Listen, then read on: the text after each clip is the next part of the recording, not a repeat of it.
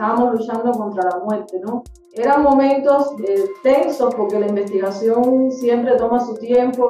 La experiencia es lo que hizo posible que obtuviéramos esta vacuna. Es decir, fue un reto grande.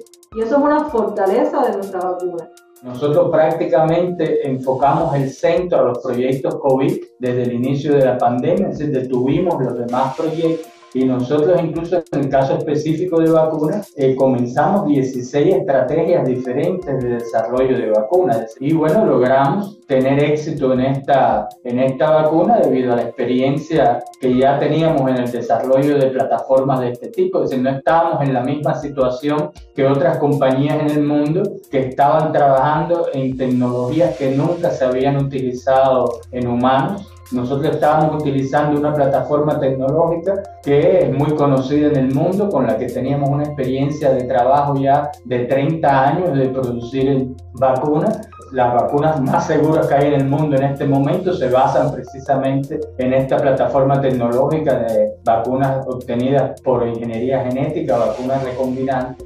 Es decir, fue un reto grande, pero y una responsabilidad enorme. Trabajamos muy intensamente. Una colaboración también intensa, no solo hacia adentro de la institución, sino entre muchas otras instituciones. Alrededor de 17 instituciones han aportado sus experiencias al desarrollo de esta vacuna.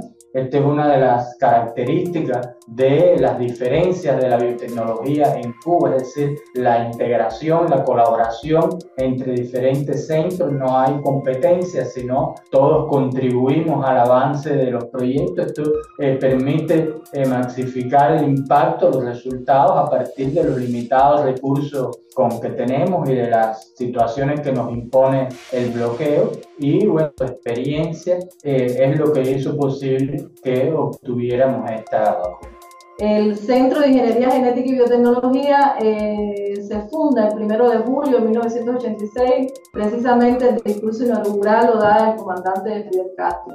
Pero nace, tiene sus antecedentes en la década de los 80, cuando ya el gobierno cubano y la ciencia cubana prestó atención a las primeras fabricaciones del interferón alfa 2B leucocitario. Y ya desde ese momento científicos cubanos aprendieron a fabricar, a obtener este interferón y a utilizarlo incluso en el año 81, una epidemia de dengue en Cuba, y se utilizó el interferón alfa 2B leucocitario purificado en pequeños laboratorios que se crearon a los efectos aquí en Cuba. Y los resultados de este Centro de Investigaciones Biológicas dieron pie también a que se empezara a construir el Centro de Ingeniería Genética y Biotecnología, que se funda entonces en 1986. Y el centro, desde sus ideas fundacionales, se enfocó al desarrollo de vacunas, medicamentos terapéuticos, sistemas diagnósticos, tanto para la salud humana como para la salud animal y vegetal. Y bueno, de aquí a la fecha, nosotros tenemos más de 40 productos para atender problemas de salud que eran prioridad en el sistema de salud cubano. Fue uno de los principales objetivos. Y las plataformas tecnológicas que hemos utilizado para desarrollar estas vacunas fueron justamente la plataforma tecnológica que utilizamos para plantearnos la posibilidad de obtener las vacunas Abdala y Mambisa. Por tanto, además de eso, en la COVID no solamente utilizamos el desarrollo de la vacuna Abdala como herramienta para atender el problema de la COVID, sino que esta experiencia de 37 años nos permitió también poner otros medicamentos en el protocolo de actuación cubana contra la COVID. Teníamos también una alta responsabilidad y compromiso y teníamos que proponer hipótesis científicas y desarrollar investigaciones básicas también para demostrar nuestras hipótesis en un tiempo realmente rápido, ¿no? Estábamos luchando contra la muerte, ¿no? Y bueno, eran momentos, digamos, tensos porque la investigación siempre toma su tiempo, la obtención de los resultados. Entonces, ¿cómo gerencialmente enfocar todo ese deseo de hacer de nuestros investigadores con una capacidad y experiencia y reconocimiento internacional hacia aquella propuesta de vacuna que llegara a ser efectiva, segura, y también pudiéramos ser capaces de desarrollar su sistema productivo para ponerlo en millones de dosis en manos de la población cubana? Entonces fue de una gran tensión, pero de regocijo, cuando tuvimos los primeros resultados del estudio clínico fase 1, que fue todos los estudios clínicos de la vacuna Abdala, y por supuesto que eso también nos cargó las pilas, ¿no? Para decirlo de una manera coloquial, para continuar el avance clínico de la vacuna, para, pasando por las etapas clínicas de rigor en fase 2 y en fase 3, poder llegar a poner la vacuna en la población cubana en una campaña de inmunización masiva. La vacuna es sencilla, es solamente esta proteína recombinante ayudada con hidróxido de aluminio. Queremos mencionar, porque hemos estado al tanto de algunos comentarios en las redes en México, donde hay preocupación sobre el hidróxido de aluminio, que es el ayudante. Incluso algunos profesionales, incluso con desconocimiento, han planteado que el hidróxido de aluminio es tóxico, que esta es una desventaja de la vacuna, y realmente no es así. El hidróxido de aluminio es el ayudante más seguro que hay. Es el único universalmente reconocido por todas las agencias regulatorias en el mundo, y la mayoría de las vacunas que se usan en el mundo usan este ayudante. Es un ayudante necesario para las vacunas por su unidad, porque potencia la respuesta inmunológica, contrario a lo que algunos han dicho en las redes, que disminuye la respuesta. Es todo lo contrario. La función de un ayudante es potenciar la respuesta inmunológica.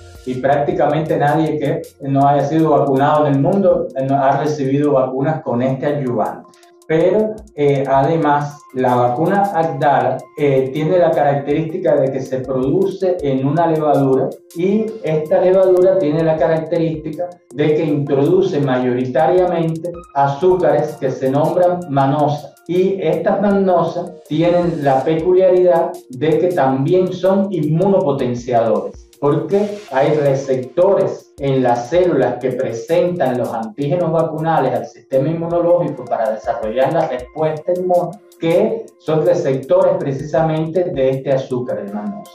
Por lo tanto, la vacuna tiene una doble capacidad de potenciar la respuesta. Tanto el ayudante de hidróxido de aluminio, el gel de hidróxido de aluminio, como la composición de azúcares que tiene debido a la plataforma de producción que se utiliza. Esto hace que la vacuna sea muy inmunogénica.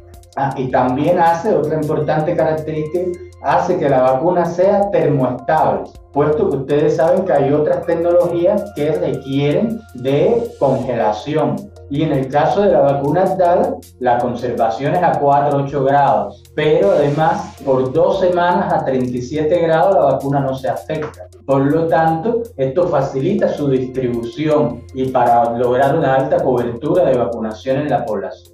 Nosotros hemos utilizado los sueros de los vacunados cuando no existía Omicron, es decir, cuando no había Omicron en circulación. Y esos sueros de los vacunados con 3 dosis de Abdala neutralizan las variantes Omicron. Es decir, es una demostración de laboratorio.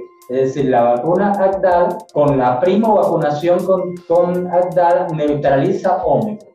En un momento lo que circulaba en el país era la cepa beta, que es la más resistente que ha habido hasta ahora. Ahí tuvimos un 92.28% de eficacia. Esto se corroboró después con efectividad en el terreno, circulando la cepa delta. Más de un 90% de efectividad, que es eficacia en condiciones de estudio clínico y efectividad ya en condiciones de uso en terreno. Porque en Cuba, después de estar circulando Omicron en el país, donde el 90% de la población estaba ya vacunada con Abdala, prácticamente no hemos tenido que lamentar mortalidad por Omicron.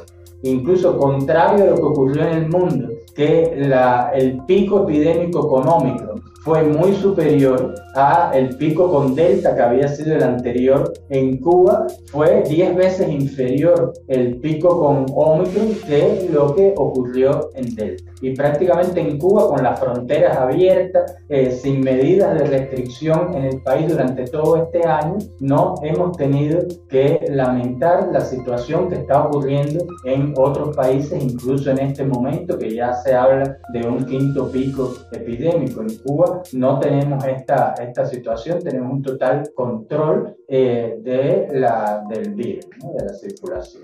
Nosotros continuamos actualmente estudiando, porque los desarrollos de los estudios clínicos de los productos biotecnológicos tienen un seguimiento. Gracias a esos seguimientos, nosotros hemos podido evaluar los sueros de los individuos que estuvieron en el fase 3 y, como decía el doctor Guillén, evaluar contra las nuevas cepas de coronavirus que han ido surgiendo y decir efectivamente que durante la primovacunación, en ausencia de la circulación de las variantes Omicron, las personas vacunadas tienen una capacidad de neutralizar estas variantes nuevas. Y eso es una fortaleza de nuestra vacuna, que además cuando se pone una dosis de refuerzo, esa inmunidad se refuerza. Y por eso es que estamos tan convencidos de que la campaña de inmunización de Cuba con su primovacunación y su dosis de refuerzo es lo que está asociado a estos resultados que tenemos hoy en Cuba. Realmente nosotros más del 20% de la población tiene 60 años o más y hay una alta concentración en la edad media. Por tanto, tuvimos que proteger a bastantes personas con la vacunación de la gravedad y la muerte.